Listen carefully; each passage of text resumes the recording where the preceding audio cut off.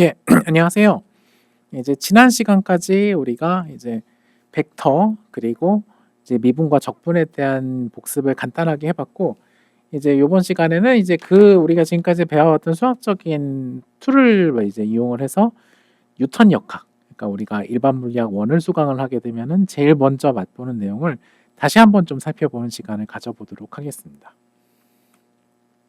예, 지금 제가 왼쪽에 보여드린 요 그림은 어떻게 보면 우리가 고등학교랑 대학교 일반 물리 들으면서 굉장히 자주 보게 되는 이제 그림일 텐데, 기본적으로 이제 이 그림이 어떻게 보면 굉장히 단순하지만 우리가 일반 물리 1의 전반부 역학에서 다룬 내용을 이제 잘 보여주고 있는 이제 내용 그림이라고 보시면 생각을 하고 있습니다. 이게 기본적으로 이게 요 공의 움직임이 이제 이게 지금 기본적으로 이제 우리가 공의 위치가 이렇게 시간에 따라서 이렇게 이제 변해가고, 그때 공의 속도가 이제 각 요 점선으로 나타내져 있는 이제 궤적의 접선 방향으로 평행하도록 계속해서 속도가 변하고 있고, 그 과정에서 저런 일이 벌어진 이유가 기본적으로 계속해서 수직 아래 방향으로 이제 중력이 공을 수직 아래 방향으로 당기고 있기 때문에 이제 이런 일이 벌어지게 되는 거죠.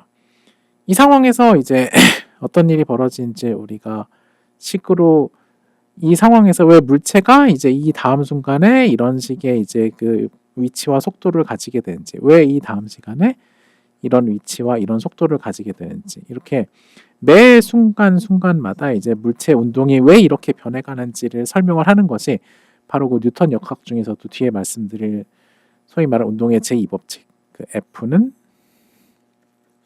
ma 이제 식이 되는데, 기본적으로 이 식은 그 뒤에 말씀드리겠지만 그 물체의 운동의, 자연의 이제 운동의, 이 경우에는 물체의 운동의 시간과 시간 사이, 현재 순간과 다음 순간 사이에 물체의 운동이 어떻게 변화가 되어야 되는지를 말해주는 변화에 대한 식이라고 생각을 하시면 되겠습니다.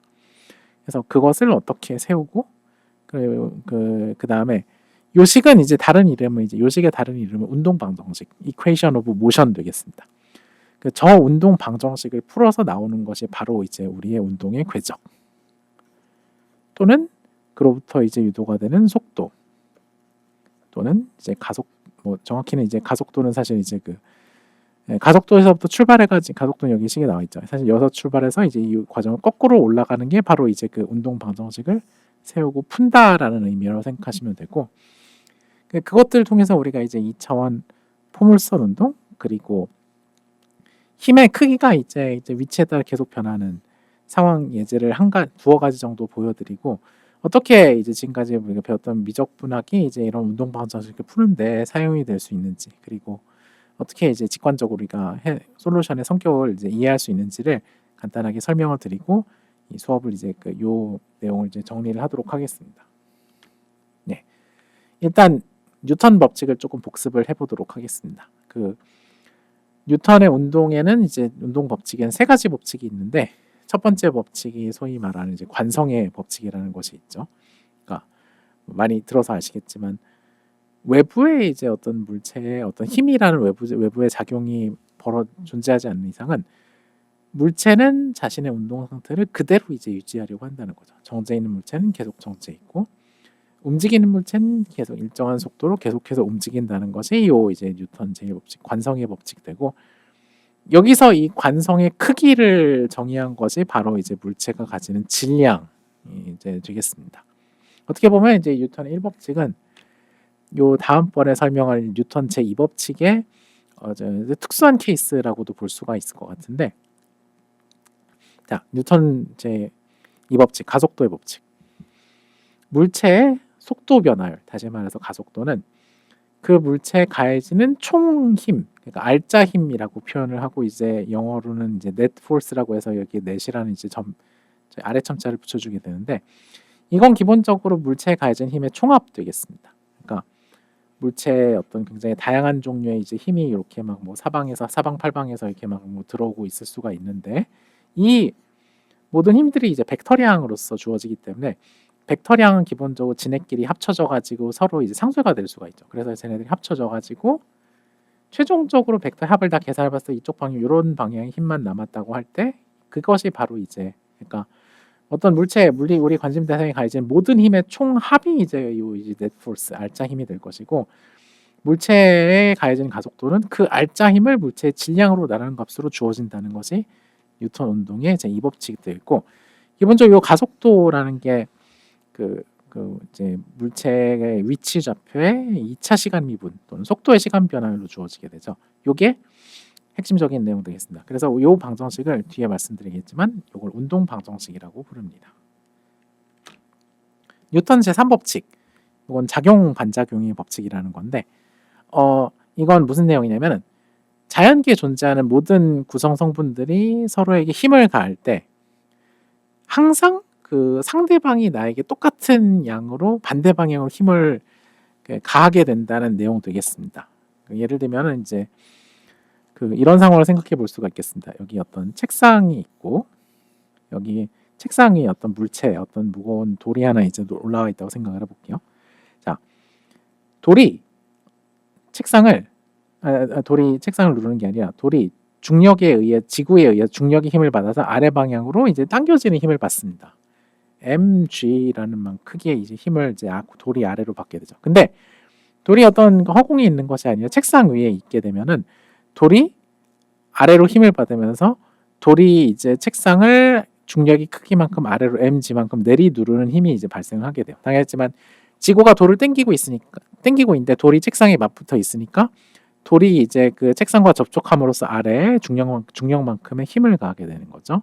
근데 그렇게 되면 이거는 이제 돌이 책상, 요걸 좀 단순하게 해서 그렇게 보면 돌이 책상에 mg만큼의 힘을 이제 가한다고 이제 보시면 될 텐데, 반대로 책상도 이 작용 반작용의 법칙이 말하는 것은 무엇이냐면 반대로 책상도 돌의 크기는 같고 다만 방향은 반대인, 그래서 이제 마이너스 mg 이렇게 써지겠죠. 이런 식의 힘이 이제 항상 반대 방향으로 가해지게 된다는 거고, 그래서 그 두 물체가 어떤 고립되어 있고 이제 특별히 움직이지 않는다고 하면 이 두 개의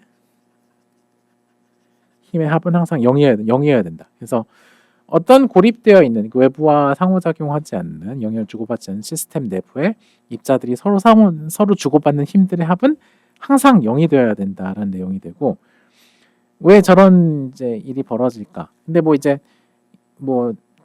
이유를 생각해 보면 그게 이제 쉽게 떠오르진 않긴 하지만 이런 식의 현상에 대한 이해는 여러분께서 자주 해보셨을 거예요. 예를 들면 여러분이 벽 또는 책상 위에다가 손을 대고 손을 세게 누르게 되면은 이제 책상 또는 벽이 여러분의 손을 세게 누르는 힘을 동시에 이제 받게 되죠.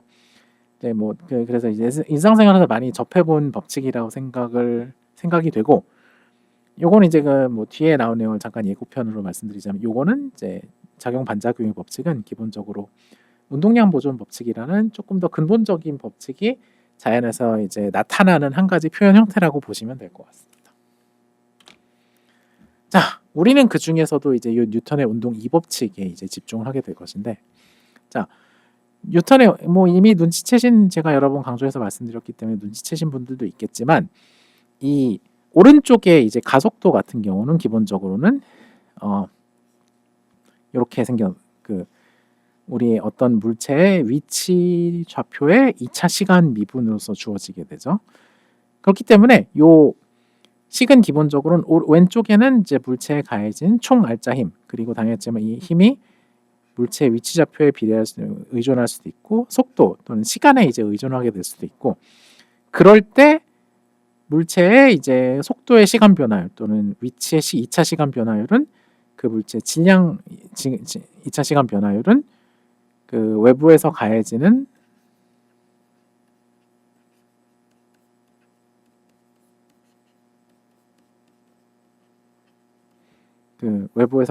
이제 질량 알짜 힘을 질량으로 나눈 값으로 주어지게 된다는 식이 되는 거고, 좌변이 미분 형태로 되어 있죠. 그 말인즉슨 여기에 적분을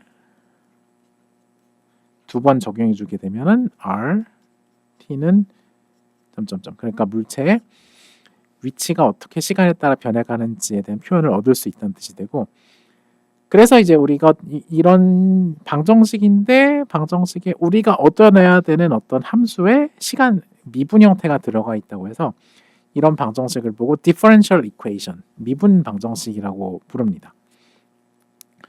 그래서 이제 제가 이제 앞에서 몇 번 강조해서 말씀드렸던 물리 법칙은 기본적으로 시간 변화율, 어떤 변화에 대한 것을 법칙을 말해주는 그 공식 또는 법칙이다라고 이제 말씀드렸던 게 사실 이런 이유에서 그렇습니다. 물리 법칙의 거의 대부분, 그 모든이라고 하기엔 조금 애매하고 좀 거의 대부분의 물리 법칙들이 자연이 따라하는 규칙들이 이런 미분 방정식 형태로 이제 보통 많이 주어지게 돼요.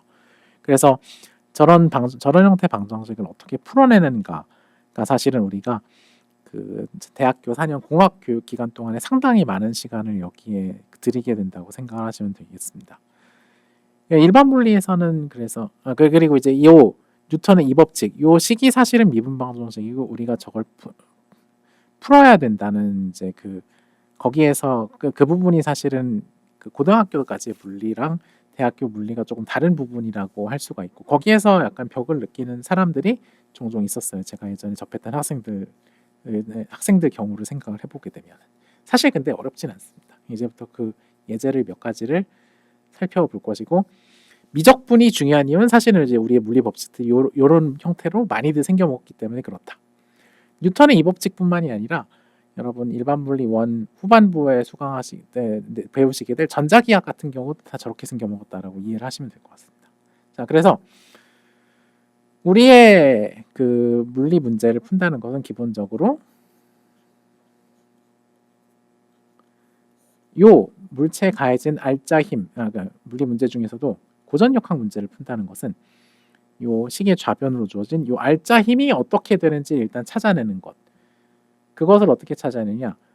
문제의 상황을 최대한 단순화해서 어떤 물체를 어떤 하나의 이제 어떤 점 또는 어떤 덩어리로 그린 다음에 그 물체에 가해진 모든 힘을 최대한 잘 찾아가지고 이제 화살표로 그린 다음에 이놈들의 총합을 계산해 보는 작업을 수행하게 됩니다. 이런 그림을 그리는 걸 이제 free body diagram, 자유 물체도를 그린다고 하고, 그래서 이제 뭐 모든 힘을 화살표로 그려보고 그걸 통해서 이제 알짜 힘을 찾아낸 다음에 그런 다음에 이제 그 다음에 해야 될 건 우리가 이걸 풀어야 되는 거겠죠.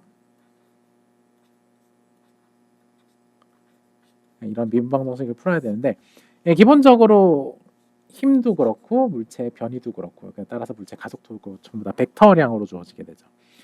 벡터를 우리가 벡터는 근데 이제 단순히 이제 숫자가 좌표계를 우리가 잘 세우면은 벡터는 그냥 별게 아니야. 단순히 숫자가 여러 개 있는. 그래서 각 예를 들면 이제 뭐 x 좌표가 x 좌표, y 좌표, z 좌표 이렇게 따로 써지게 될 것인데 성분별로 이제 그 알짜 힘과 이제 그 가속도를 따로 써준 다음에 그 식을 그냥 따로 풀어주면 되는 굉장히 단순한 문제가 됩니다. 좌표축을 우리가 잘 구성을 하게 되면은 그 다음에 이제 그래서 이제 이게 뭐 예를 들면 그 직교좌표 같은 경우는 이제 f 넷의 x 방향 힘은 m d 제곱 x dt 제곱 그리고 당연히 x는 시간에 대한 함수겠죠. f 넷의 y 방향 힘은 m d 제곱 y t dt 제곱. 그래서 식이 두 개가 되는데 일반 물리 수준에서는 이렇게까지 분해하고 나면 나머지는 그냥 요걸 적분해 가지고 문제를 푸는 이제 그리고 저 적분도 굉장히 쉽게 주어지기 때문에 생각보다 어렵지 않게 저런 문제들을 우리가 해결을 적분을 통해서 해낼 수가 있다. 그래서 요 예제들을 한번 살펴보도록 하겠습니다. 자, 일단 그래서 이제 프리바디 다이어그램이 왜 중요한지 한번 예제를 드려보기 위해서 요 책상 위에 어떤 놓여 있는 단단한 표면 위에 놓여 있는 질량이 m인 물체를 한번 상황을 가지고 한번 그 그림을 그려보도록 하겠습니다. 근데 어떤 상황을 가정하냐면은 우리가 이 물체에다가 줄을 딱 내가지고 수평 방향으로 우리가 FAPP라는 그 외부에서 힘을 이제 주어서 물체를 움직이는 상황을 우리가 움직일 수도 있고 그렇지 않을 수도 있습니다. 근데 여튼 이런 이제 외부에서 힘을 가해서 물체를 움직이려고 하는 상황을 우리가 생각을 해볼 거예요. 근데 이게 기본적으로 이제 지구상에 있는 물체라는 가정이 있기 때문에 항상 지구상에 있는 질량을 가진 물체는 아래 방향으로 지구 중심 방향으로 중력이라는 힘을 받게 되죠. 중력이라는 힘을 받게 되는데 그 아까 말씀드렸지만 이 중력이 작용함으로써 요 물체가 책상을 이렇게 찍어 누르게 되는 거죠. 책상을 찍어 누르는데 그 책상을 찍어 누르기 때문에 작용과 반작용의 원리에 의해서 책상 또한 물체를 반대 방향으로 밀어 올리게 됩니다. 요 힘을 우리가 수직 항력, 영어로는 이제 뭐 노멀 포스 뭐 이런 식으로 부르긴 하는데 이름이 중요한 건 아니니까요. 자, 그리고 한 가지 더. 이 물체를 우리가 수평으로 끌어당기게 되면은 굉장히 이상적인 상황에서는 우리가 이 면을 굉장히 매끄럽다고 가정을 할 수 있긴 하지만 실제로는 그렇지가 않죠. 항상 우리가 어떤 면 위에 어떤 물체를 놓고 끌어당기게 되면은 항상 반대 방향으로 이제 그 마찰력, 물체의 운동을 방해하는 이제 어떤 힘이 작용을 하게 되고 그 힘의 크기가 어떻게 될지 아직 정확히 모르니까 그냥 FK라는 힘으로써 주어진다고 이제 가정을 해보도록 합시다. 자, 그러면은 이 물체에 가해진 힘의 종류는 총 4가지가 있는 거죠.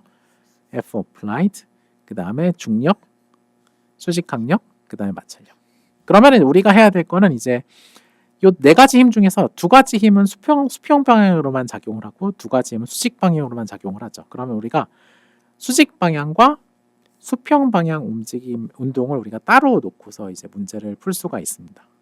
수직 방향은 상대적으로 쉽습니다. 자, 수직 방향으로 이 물체가 책상 위에 그냥 얌전히 놓여 있다고 생각을 할게요. 책상에 얌전히 놓여 있다는 말은 수직 방향으로 물체가 움직이지 않는다라는 뜻이 되겠습니다. 움직이지 않는다는 말은 뭔 소리냐? 수직 방향으로의 가속도는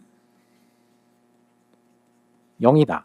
뭐 물체가 운동을 뭔가 한다면 이제 그 수직 방향 가속도가 0이 아니긴 하겠지만 그렇진 않으니까 수직 방향 가속도도 0이고 당연하겠지만 이제 수직 방향 속도도 이제 0으로 계속 이제 유지가 될 거라고 생각을 할 수가 있죠. 뭐 움직임이라는 게 발생 없다는 게 결국엔 가속도도 빵이라니까 우리가 이렇게 쓸 수가 있고 이 말인즉슨 뭐냐? Y 방향으로의 모든 이제 알짜 힘의 총합, 다시 말해서 Y 방향으로의 알짜 힘이 다 합쳐서 빵이 돼야 된다는 거죠. 근데 Y 방향으로는 이제 힘이 2가지가 있죠. 수직 윗방향으로 작용하는 수직항력, 아랫방향으로 작용하는 중력. 이게 아랫방향으로 작용하니까 이제 여기 중력 앞에 마이너스 부를 붙여주게 되면 이 2가지 힘이 서로 반대 방향으로 작용하니까 2가지 힘의 차이가 그 합은 2가지 힘의 이제 총합은 이제 마이너스로 이제 그 중간에 마이너스가 붙게 되는데 이게 빵이라는 얘기는 이것도 빵이다. 다시 말해서 수직항력의 크기는 중력과 같다라는 결론에 도달하게 됩니다. 그렇기 때문에 물체가 책상 위에 얌전히 놓여 있을 수가 있는 거죠. 아니면 중력 아랫방향으로 중력을 받아서 계속 운동을 해야 되니까. 만약에 이제 물체가 책상을 아래로 밀었는데 물체가 너무 무거워서 그러니까 물체가 받는 중력의 크기가 너무 커가지고 책상의 수직항력이 mg만큼을 도저히 받쳐줄 수 없는 그러니까 힘의 균형이 벌어질 수가 없는 상황이 되면은 그럼 이제 수직항력이 mg를 완전히 상쇄를 못하기 때문에 y 방향으로 그러니까 만약에 mg의 크기가 수직항력이 버틸 수 있는 최대보다 크다. 그러면은 그러면 이제 y 방향 가속도는 이제 질량분의 1 곱하기 mg-n max 이게 0보다 클 때니까 y 방향으로 가속을 시작한다는 이야기가 되겠죠. 이 상황에서 물체가 y 방향으로 가속을 시작한다는 얘기는 무엇이냐? 물체가 이제 책상을 뚫고 아래로 떨어지는 그러니까 책상을 부수고 아래로 떨어지는 그런 상황이 된다라고 생각을 하시면 되겠습니다. 자, 그래서 수직 방향 움직임을 우리가 이제 그렇게 모델링을 할 수가 있고 수평 방향 움직임 같은 경우는 이제 그럼 이제 물체에 가해진 이제 x 방향 총 알짜 힘은 우리가 이 물체를 오른쪽으로 당기는 힘인 FAPP. 그 다음에 이제 그 우리가 물체를 오른쪽으로 당길 때 왼쪽으로 작용해서 물체 운동을 방해하는 마찰력의 크기.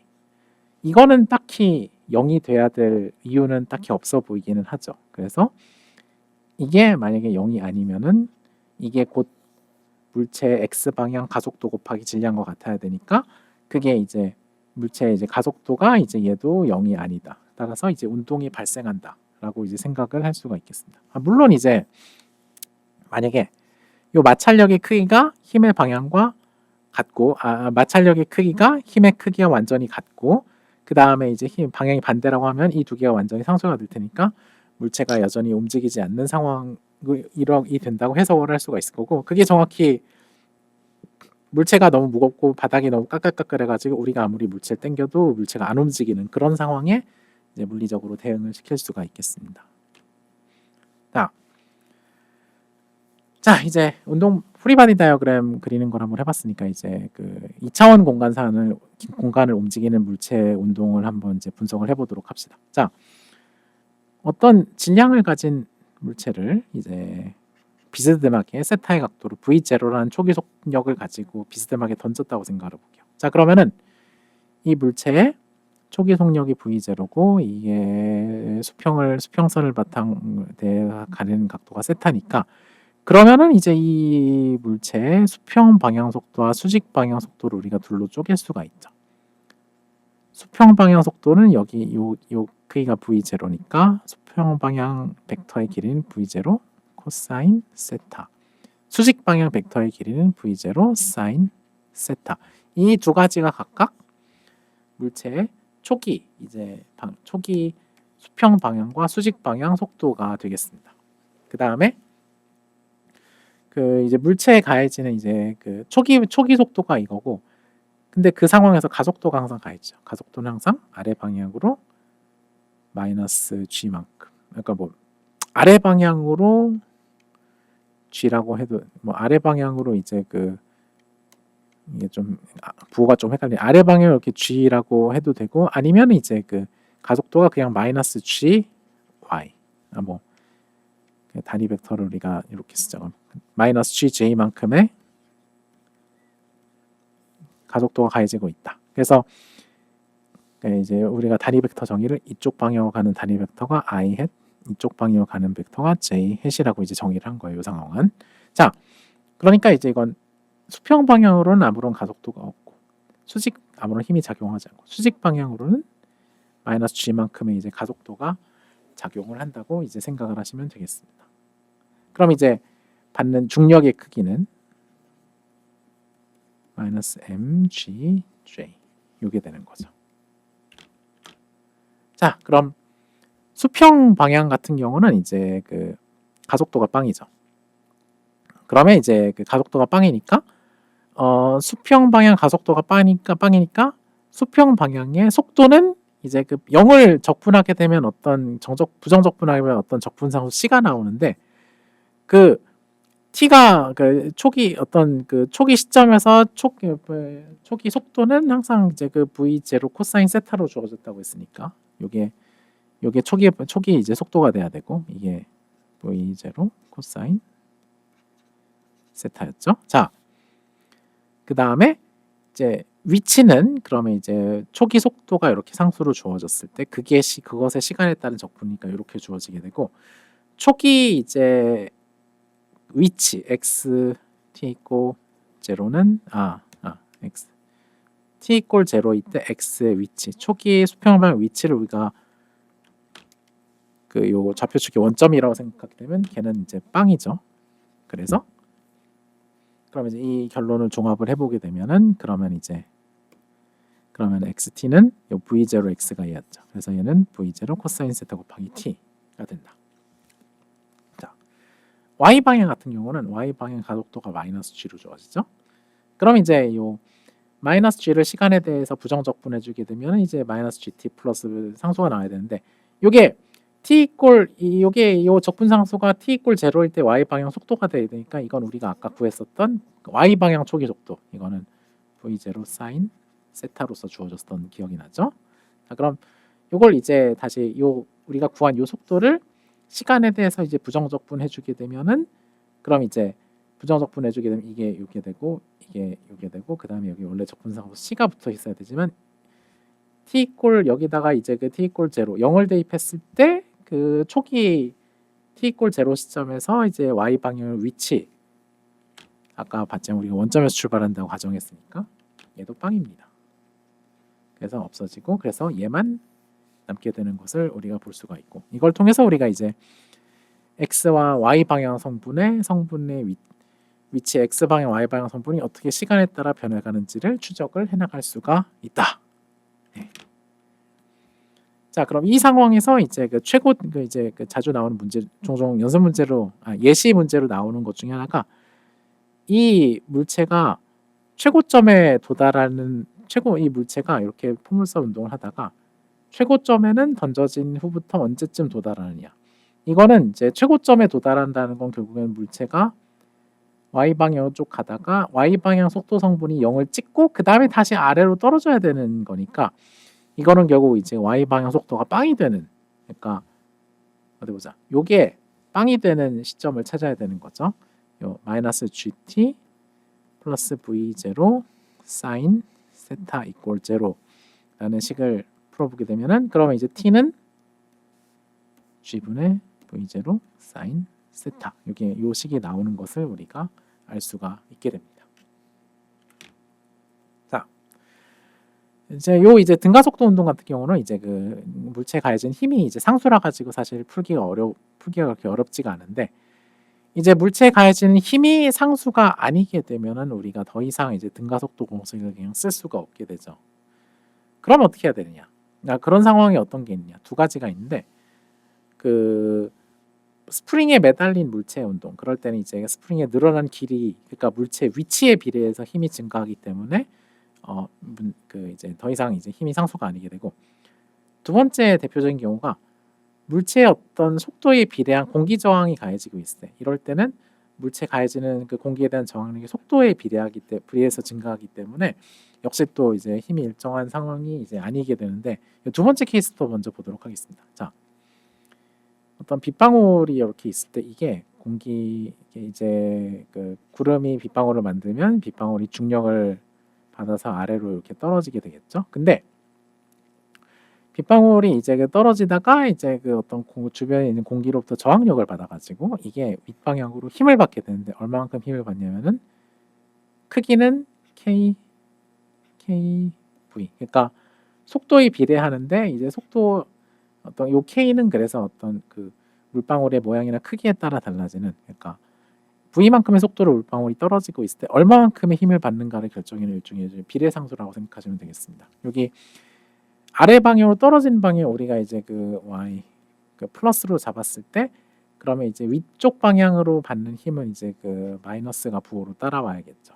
자, 그러면 이제 이 물체는 우리가 수평 방향 운동을 우리가 생각하지 않는다고 하게 되면은 그러면은 이 물체에 주어지는 힘은 두 가지죠. 중력과 마찰력. 이게 그래서 이제 물체 프리바디 다이어그램이 되는 셈이고,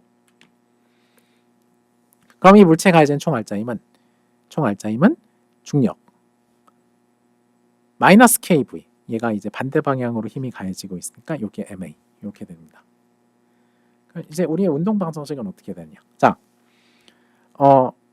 이 가속도가 속도의 1차 시간 미분이니까 이렇게 바꿔 쓸 수가 있고, 그러면 우리의 방정식은 이렇게 되죠. 자, 양변을 우리가 질량으로 나눠주게 되면은 dv dt는 g-m분의 kv. 예, 그래서 식을 풀었는데 이 약간 이제 여기 우리가 v라는 함수가 어떻게 시간에 의존하는지를 찾아야 되는데 그걸 적분해야 되는데 우리가 구해야 되는 답이 저기 다시 들어가 있네요. 그래서 이게 미분 방정식을 볼 때 당황하게 되는 포인트가 이런 부분이에요.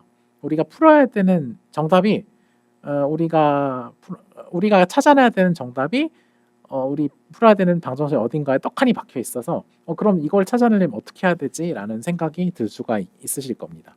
그래서 사실은 이제 이런 부분 때문에 좀 초반에 이제 많이 막히게 되는데 그 나중에 이제 여러분께서 요거를 요 뒤에 이제 스프링에 달리는 문제 설명드릴 때 요 푸는 법을 어떻게 하는지 설명드릴 건데, 여기서는 이제 우리가 문제를 정확하게 풀 수는 없다고 하더라도 대충의 직관을 얻을 수가 있죠. 예를 들면 빗방울이 정지에 있다가 낙하를 시작한다고 할 때 정지해 있을 때 또는 이제 이 빗방울이 아직 속도가 충분히 빠르지 않을 때는 이 V가 0에 가까울 겁니다. 그래서 그때는 빗방울의 가속도가 거의 중력 가속도에 가까울 것인데 속도가 점점 빨라지다 보면 V가 점점 커지겠죠. 그래서 이제 그 원래 중력 가속도를 이 뒤에 있는 공기에 의한 마찰력이 점점 까먹기 시작하다가 그게 어느 단계까지 갈 거거든요. 요 마찰력이 공기에 의한 마찰력이 충분히 커져가지고 m분의 kV가 g와 같아지는 또는 양변을 우리가 질량으로 곱해주게 되면은 mg 중력의 크기가 kv. 그러니까 공기에 대한 마찰력이 너무 커져가지고 중력에 의한 그 가속도를 완전히 상쇄를 해버리는 그런 상황이 존재를 도달할 수가 있습니다. 그래서 이게 어떻게 되냐? 시간에 따라서 속도가 어떻게 증가할 거냐면은 처음에 이제 그 물방울이 떨어지기 시작한 초기 시점에는 기울기가 g 중력 가속도로서 주어지지만 시간이 매우 이제 많이 지난 특정 상황에서는 기울기가 빵인 이런 상황에 접근하게 되죠. 그래서 전체적인 그래프가 그 속도의 이제 모양새가 이런 식의 접근하게 될 것이라는 것을 우리가 대충 미루어 짐작을 해볼 수가 있고 사실 요 식 얻어내는 것도 뭐 이제 처음에 볼 땐 당황스럽겠지만 사실 저것도 전혀 어렵지는 않습니다. 그러니까 저것도 굉장히 쉽게 해볼 수 있는 연습 문제 중에 하나라고 보시면 되고 그리고 여기서 이제 중요한 개념 하나가 이제 바로 요 조건을 만족하게 되는 우리의 공기에 대한 저항력이 중력과 크기가 같아져서 결국 이제 그 등속 운동을 이제 공기에 대한 저항력과 중력이 서로 평형을 이뤄서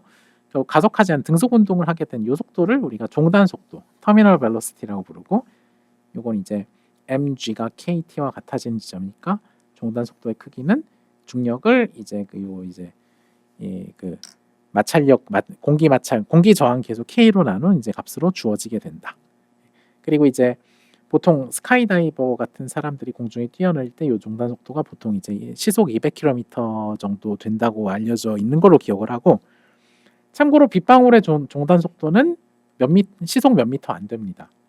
어떻게 보면 다행인 게 만약에 공기 저항이 없어서 빗방울이 그냥 아주 빠르게 가속할 수 있으면은 그럼 이제 우리는 하늘에서 뿌리는 비를 맞고 사실 송송송 구멍이 나서 이제 다 죽었어야 되는 거죠. 그 빗방울의 요 공기 저항 계수가 빗방울의 질량 및 그에 의해 받는 중력 가속도가 상당히 크기 때문에 빗방울의 종단 속도가 충분히 커지지 못하고 어떻게 보면 그래서 지구상의 생명이라는 게 살아남을 수 있다. 이렇게 이해를 하셔도 될 것 같습니다. 자, 두 번째 예제로 이제 단순 조화 운동, 심플 하모닉 모션이라는 걸 지금 보여드리도록 하겠습니다.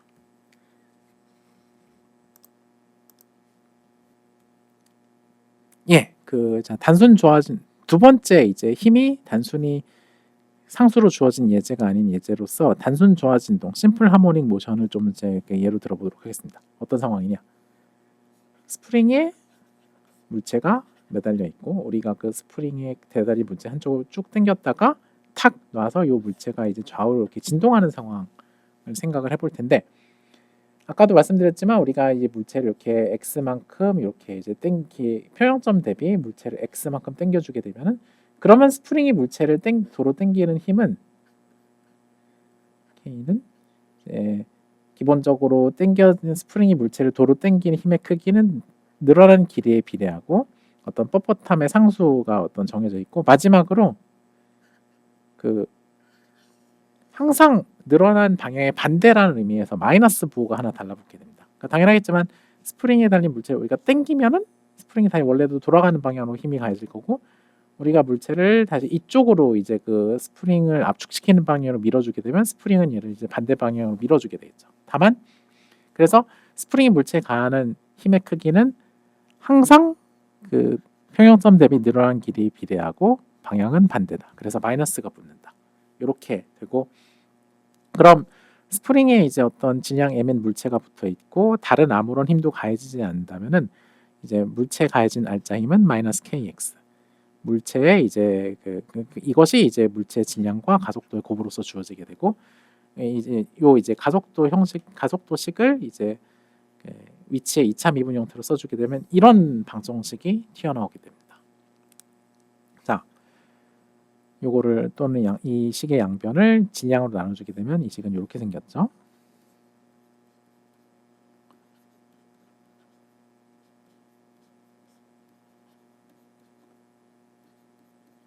자, 이건 방정식이 좀 이상하게 생겼어요. 그러니까 우리가 xt를 이제 우리가 위치 시간에 따라 변하는 물체 위치를 찾아내야 되는데 이걸 두 번 미분한 게 자기 원래 모양이랑 똑같네. 근데 앞에 비례상수만 이런 게 하나 달라붙었습니다.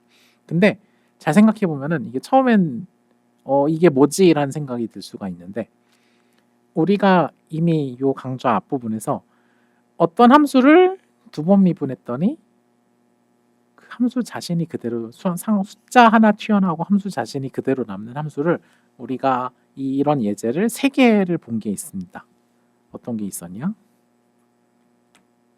네, 삼각 뭐 익스포넨셜 함수는 뭐 여기서는 해당하지 않으니까 삼각함 두 개라고 합시다. 삼각함수입니다.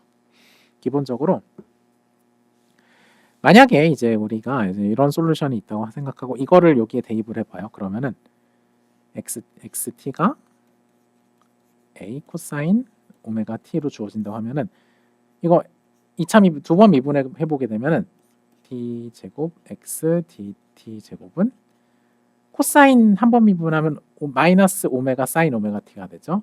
걔를 한 번 더 미분하게 되면 오메가 한 번 앞으로 더 나오고 다시 코사인 오메가 t로 들어갑니다. 그래서 이거는 마이너스 오메가 제곱 a 코사인 오메가 t.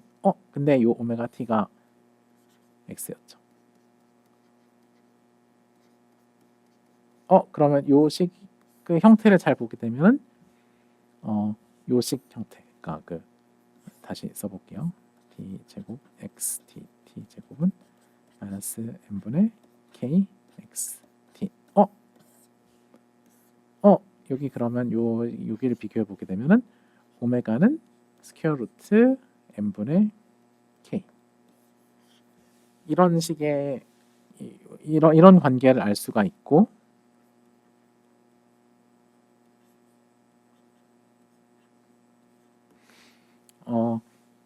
그래서 이런 식이 요 식이 실제로 그래서 이제 위에서 우리가 쓴 미분 방정식 형태를 만족하는 것을 볼 수가 있습니다. 물론 이제 여기서 엄밀히 말하게 되면은 요 코사인 함수뿐만이 아니라 사인 함수 또한 두 번 미분해서 이제 자기 자신으로 돌아온 성질이 있으니까 얘 또한 솔루션이 될 수가 있고 실제로는 이제 미분 방정식의 솔루션 이 두 놈의 적절한 조합으로서 이제 이렇게 결정이 됩니다. 이렇게.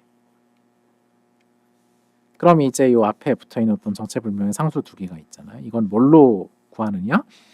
자, 미분 방정식은 기본적으로는 이제 그 한 지점에서 다른 지점으로 어떻게 우리의 이제 물체의 모션이 변해가야 되는가를 말해주는 식이라고 했잖아요. 근데